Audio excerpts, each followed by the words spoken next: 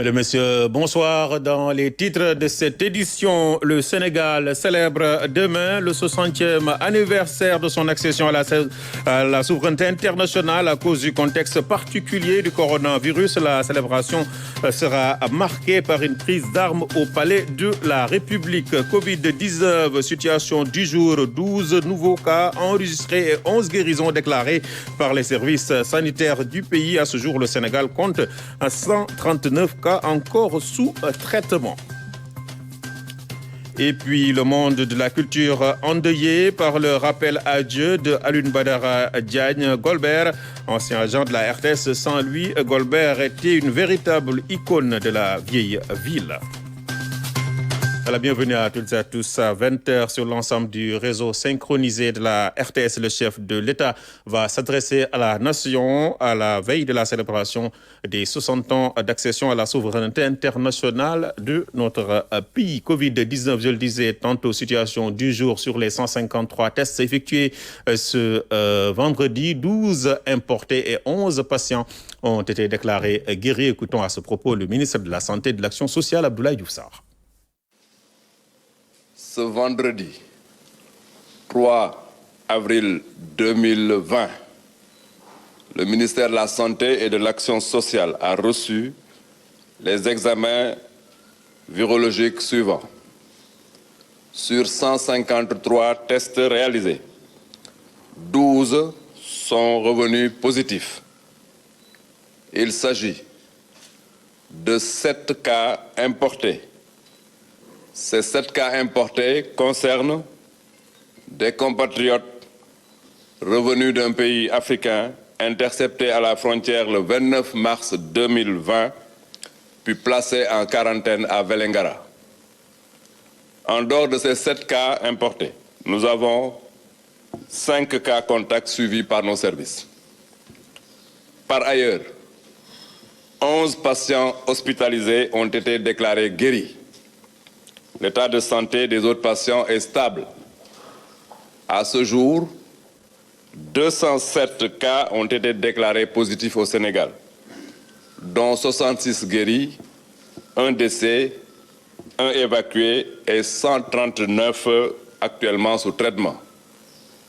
Le ministère de la Santé et de l'Action sociale renouvelle à la population son appel au respect strict des mesures de prévention individuelle et collective. Voilà le point donc du jour. Je rappelle que le direct pour la situation de demain samedi aura lieu à 11h en direct du ministère de la Santé en raison de la prise d'armes qui aura lieu donc au Palais de la République et qui sera également retransmise en direct sur la télévision nationale. Tambacounda vient d'enregistrer son premier cas de coronavirus et écoutons à ce propos le gouverneur de la région au micro de nos équipes sur place.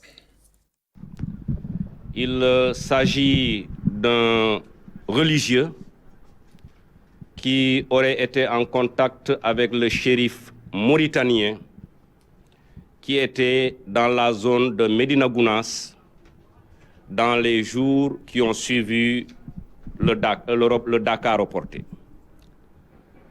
Il s'est présenté au centre de santé de Goudiri il y a 3 jours.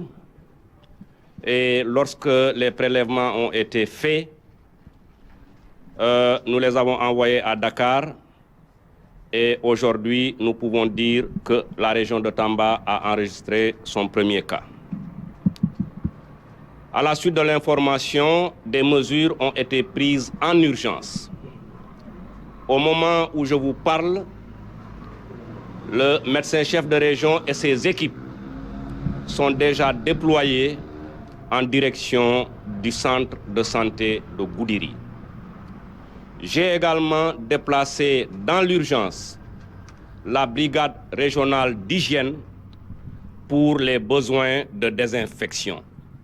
Ensuite, il faudra désinfecter le centre de santé de Goudiri qui a reçu le malade il y a quelques jours.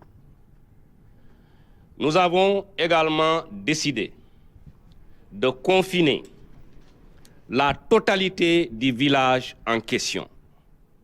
À ce sujet, le commandant de Légion, a tout à l'heure reçu les instructions et le déploiement des éléments pour encercler le village et ne permettre aucune sortie des populations de ce village en direction d'autres localités.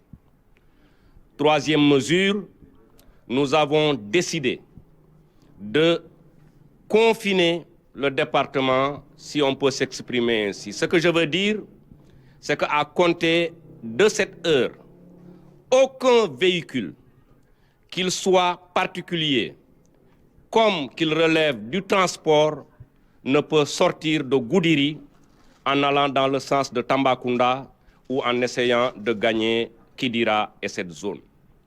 Je dois préciser que cette mesure ne peut souffrir d'exception. Voilà, retenez également que le président de la République, son Excellence le président Macky Sall, était en téléconférence avec 9 chefs d'État africains, le directeur général de l'Organisation mondiale de la santé OMS et le Centre de contrôle des épidémies sur la réponse de l'Afrique face à la pandémie du Covid-19. Je vous le disais en titre, le monde de la culture est en deuil. Alioune Badara Diagne dit Golbert s'est éteint ce matin à Saint-Louis, sa ville natale, des suites d'une maladie. Il était aussi connu comme journaliste à la RTS Saint-Louis, communément appelé la Voix du Nord. Golbert était également un artiste remarquable, notamment avec la troupe théâtrale Bara Yego. Il avait 79 ans. Retour sur son parcours avec Alioune Badara Kane et Fatou Diouf. xam ngeen ne dëkk bi sedd na lool tey on peut wane sama rivalisme yi ba tax nga bëggoon na Le Nord perd sa voix. Golbert Diagne n'est plus. Une triste nouvelle pour Saint-Louis, Oundar et pour tout le Sénégal. C'est fabuleux. Raffiné, homme de culture, journaliste, Golbert, à l'état civil, Alioune Badara Diagne, aura marqué son époque. Grande voix de Radio Sénégal et capte l'attention des auditeurs grâce à son verbe si agréable. Devant le palais du gouverneur. Et tous les autres concitoyens que j'ai à leur nom, ça je peux vous le confirmer, chacun en fait une fierté. Personne ne voulait se faire raconter les envolées lyriques de Golbert, surtout lors de la retransmission des matchs du championnat sénégalais, en particulier ceux de la Linguère de Saint-Louis, son club de cœur, le porte-étendard de la capitale du Nord. Plus tard, dans les années 90, Golbert nous fera découvrir d'autres facettes de son immense talent. Avec Bara Yego, cette fameuse pièce théâtrale, Alioune Badara Diagne Golbert cartonne et entre dans la légende.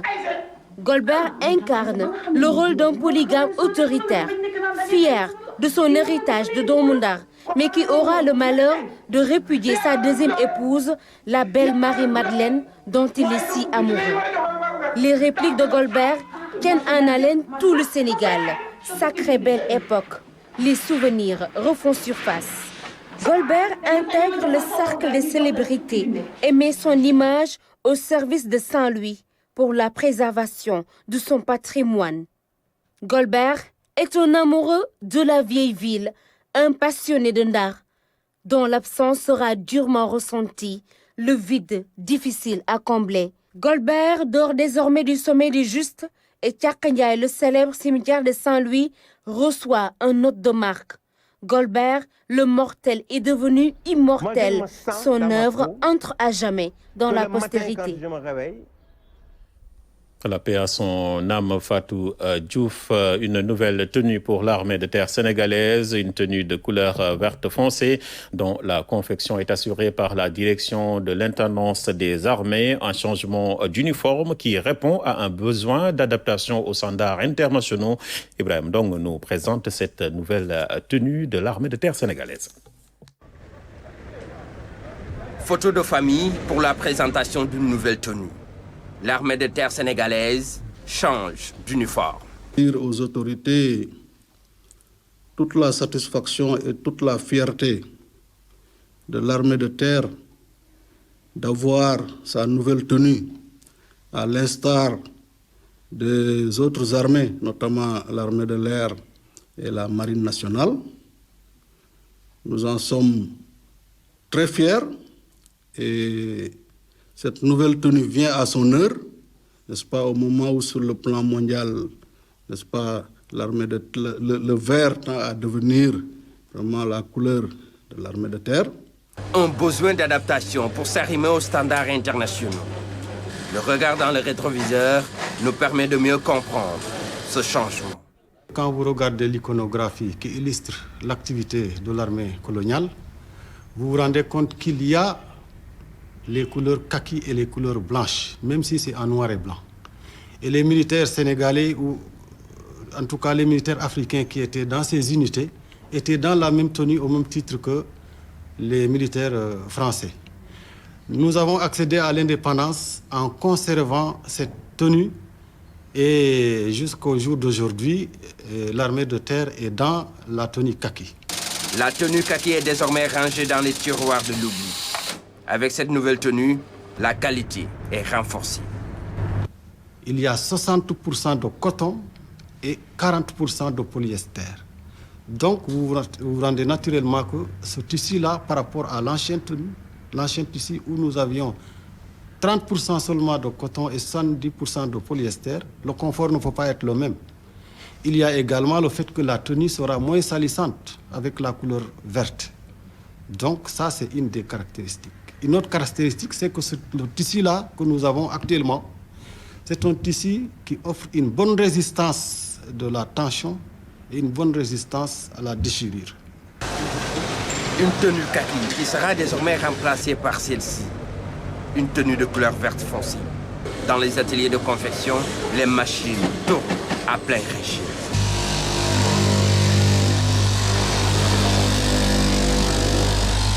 En général, notre atelier, l'atelier de confection est composé de 4 chaînes de production. Bon, le travail se fait à la chaîne. On est focalisé sur le travail des nouvelles tenues. Mais en général, notre confection, notre travail consiste sur les tenues de combat. C'est le même rythme que l'on constate dans les autres ateliers, comme celui-ci dédié à la confection des tenues officiers. Sur mesure officier est spécialisé sur les tenues officiers, sous-officiers et même MDR. L'atelier est spécialisé sur des casquettes, fabrication des casquettes, fabrication des tenues MDR, sous-officiers, officiers et les effets spéciaux que les militaires portent. Avec la montée en puissance de la direction de l'intendance des armées, l'ensemble des tenues ont été digitalisées. Toutes les tenues que portent les militaires sont digitalisées dans ce système. Ce que vous voyez ici, c'est la tenue numéro 2, avec toutes les pièces qui composent la tenue. Avec ce système, la coupe est beaucoup plus rapide et beaucoup plus précise. On peut couper jusqu'à plus de 500 tenues en une journée. Auparavant, la coupe se faisait de façon manuelle, ce qui nous causait un retard énorme. Ce qui se résume à un gain de temps et de précision dans le travail. Au moment où le Covid-19 fait des ravages dans le monde, la direction de l'intendance des armées participe au combat avec la fabrication de masques. Nous sommes au niveau de l'atelier soutien qui, comme son nom l'indique, ça soutenait les autres ateliers en cas de forte production. Mais depuis 2017, l'atelier est devenu autonome. Donc l'atelier est en mesure de faire des tenues pour notre 12e bataillon d'instruction. Là, compte tenu de la situation et sur instruction du commandement, on est en train d'expérimenter des masques de circonstance. Des masques de circonstance pour une cause noble. Combattre le Covid-19 à tout prix. Et pour livrer les commandes à date échue, pas de temps à perdre. Ici, on appuie sur l'accélérateur.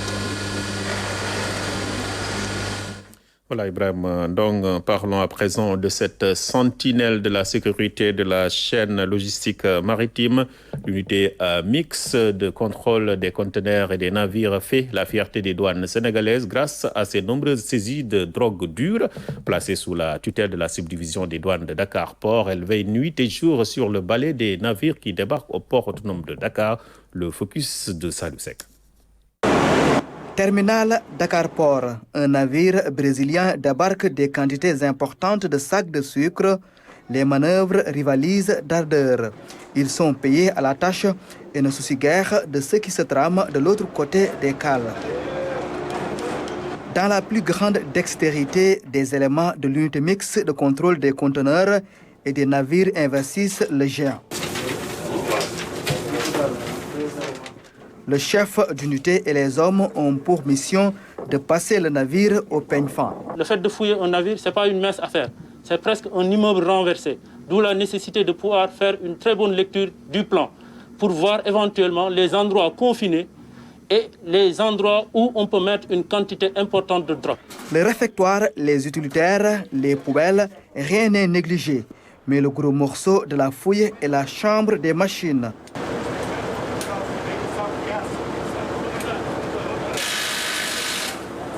Pour faire une fouille d'un navire, il faut nécessairement avoir un équipement bien particulier parce que ça nécessite une technicité dans la matière. Raison pour laquelle on a un ensemble d'outils qui nous permet à chaque instant d'ouvrir les espaces confinés.